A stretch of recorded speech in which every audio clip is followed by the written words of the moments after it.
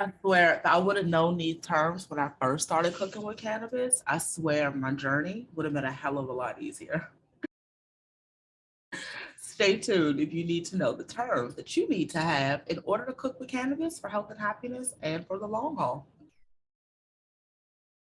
Hey guys, it's your girl Chef Jazz here, Chrome survivor and owner of Green Panther Chef. And also, more importantly, this channel is where we normalize cooking with cannabis. All right, when I first started cooking with cannabis, I was completely overwhelmed. I started way back after I was diagnosed with Crohn's disease in 2007. And just all of this terminology was thrown around and I was just completely over my head. So in my attempt to help you out, I want to give you some basic terms that you need to know in order to cook with cannabis for the long haul, right? So number one, decarboxylation. You might hear this word thrown around, but it's nothing more than just activating your cannabis at a certain time and a certain temperature.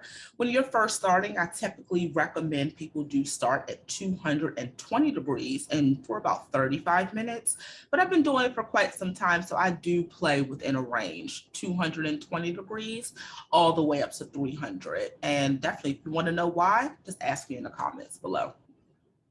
Also, bioavailability. That brings us to our second point of the onset time of when you will feel your cannabis as well. So if you are consuming or if you are inhaling or if you're doing it with if you're consuming a gummy, whatever that is, it's the onset time of when you will start to feel the benefits or the effects of the cannabinoids or the cannabis that you are consuming.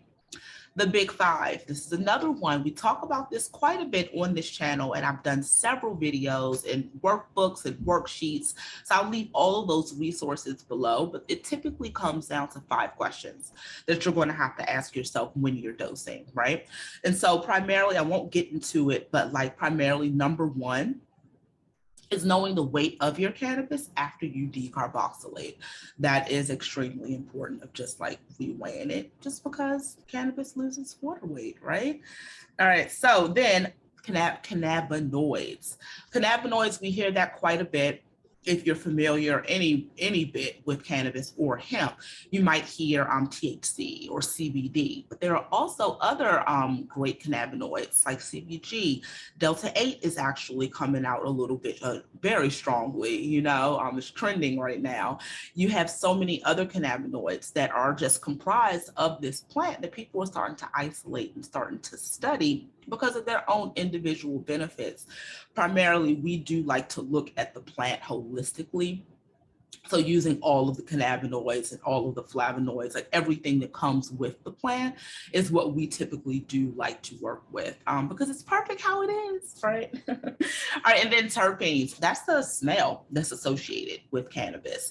We typically do kind of go into like the specific common ailment health alignment when it comes around terpenes, but just for this purpose, we are just going to say it's the smell goods of the cannabis. They do have their own medicinal benefits as well. So you want to make sure that you keep all of that intact, so you're not just like breaking down your cannabis with your fingers or something like that. You just want to keep the integrity of the cannabis so you can reserve as much terpenes as you can. All right. So I hope these terms absolutely did help you on your journey.